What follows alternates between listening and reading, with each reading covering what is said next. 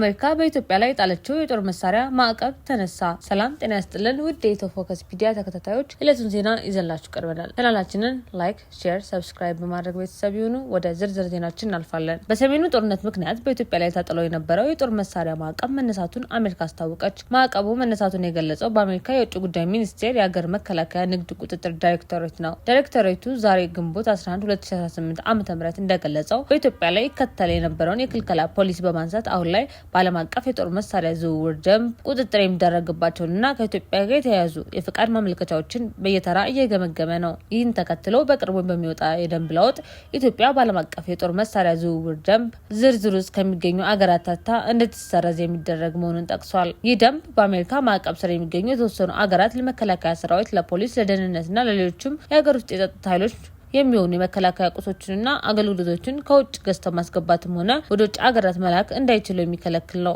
ኢትዮጵያ በሰሜን ኢትዮጵያ ከነበረው የትግራይ ጦርነት ጋር በተያያዘ ከህዳር 2014 ዓ.ም ጀምሮ ከ4 ዓመታት በላይ በዚህ ማዕቀብ ውስጥ ቆይታለች። ኢትዮጵያ ከጥቂት ዓመታት በፊት የጦር መሳሪያ የምትገዛው ከሩሲያ፣ ከቻይና፣ ቱርክ፣ የተባበሩት አረብ ኤሚሬትስና ኢራን መሆኑን የተለያዩ መረጃዎች ያሳያሉ። አሜሪካ ጥላው የነበረው ማዕቀብ መነሳቱን ይፋ የሆነው በኢትዮጵያ ግጭቶች በቀጠሉበትና የትግራይ ክልል ውጥረት ባየለበት በኢትዮጵያና በኤርትራ እንዲሁም በኢትዮጵያና በሱዳን መካከል ውጥረት ባለበት ወቅት ነው። አሜሪካ በኢትዮጵያ ላይ ጥላው የነበረውን የጦር መሳሪያ ማዕቀብ ለማንሳት ከውሳኔ ላይ የደረሰችበት ምክንያት በይፋ አልገለጸችም። ሆኖም የአሜሪካ መከላከያ ንግድ ቁጥጥር ዳይሬክቶሬት ይህ ማዕቀብ መነሳቱን ይፋ ያደረገው የኢትዮጵያ ውጭ ጉዳይ ሚኒስቴር ጌዲዮን ጢሞቴዎስ ወደ ዋሽንግተን አቅንተው ከአሜሪካው አቻቸው ማርኮ ሩቢዮ ጋር በሁለትዮሽና የምስራቅ አፍሪካዊ ቀጠናዊ ጉዳዮች ላይ መነጋገራቸውን ተከትሎ ነው። የውጭ ጉዳይ ሚኒስቴሮቹ በውይይታቸው በምስራቅ አፍሪካ የሚከሰቱ ግጭቶችን በመፍታትና ውጥረቶችን በማርገብ ረገድ ኢትዮጵያ በምትጫወተውን ወሳኝ ሚና ላይ አጽንኦት ሰጥተው መነጋገራቸውን የአሜሪካ ውጭ ጉዳይ ሚኒስቴር አስታውቋል። በተጨማሪም የሁለቱ ሀገራት የጸጥታ አጋርነት እንዲሁም የሀገራቱን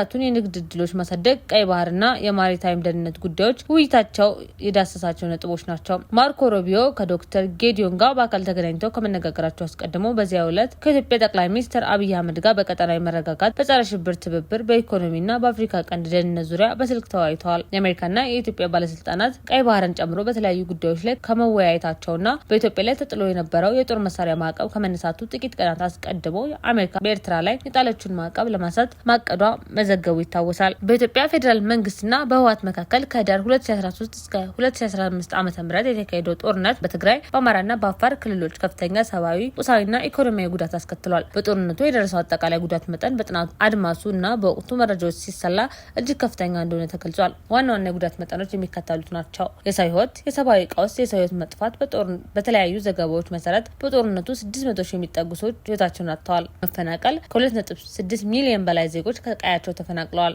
የሰብአዊ እርዳታ ፍላጎት በትግራይ ብቻ ከ4.5 ሚሊዮን በላይ ሰዎች አፋጣኝ ሰብአዊ እርዳታ የሚያስፈልጋቸው ሲሆን በአጠቃላይ በሰሜን ኢትዮጵያ ከ13 ሚሊዮን በላይ ሰዎች እርዳታ ጠባቂዎች ነበሩ። የገንዘብ ሚኒስቴር ባወጣው ግምት መሰረት ጦርነቱ ከ28 ቢሊዮን ዶላር በላይ የኢኮኖሚ ኪሳራና የመሰረተ ልማት ውድመት አድርሷል። የወደሙ መሰረተ ልማቶችን መልሶ ለመገንባት 20 ቢሊዮን ዶላር ገደማ እንደሚያስፈልግ የዓለም ባንክና የኢትዮጵያ መንግስት በጋራ ባደረጉት ግምገማ ተገልጿል። በትግራይ ክልል ብቻ የህዝብ መሰረተ ልማቶች፣ ሆስፒታሎች፣ ትምህርት ቤቶች፣ የውሃና የመብራት መስመሮች ላይ 5 ቢሊዮን ዶላር የሚገመት ጉዳት ደርሷል። በጤናው ዘርፍ 70% የሚሆኑ የጤና ተቋማት ተዘርፈዋል ወይም ወድመዋል። ጥቅምት 23 ቀን 2015 ዓ.ም በደቡብ አፍሪካ ፕሪቶሪያ በኢትዮጵያ ፌዴራል መንግስትና በህወሓት መሪዎች መካከል ለ10 ቀናት በተካሄደው ድርድር ጦርነቱ ቆሞ ከአካባቢው ሰላም አየር እንዲተነፍስ ለማድረግ ተችሏል። የሰላም ስምምነቱ በደም አፋሳሹ ጦርነት የሚጠፋውን ህይወት መታደግ የሚያስችል ከመሆኑ በተጨማሪ በግጭት ምክንያት ከሰብአዊ እርዳታ ርቀው ለረሃብ አደጋ ለተጋለጡ እርዳታ ማድረስ አስችሏል። የዕለቱ ዜና ይህን ይመስል ነበር። በሰላም ዋሉ።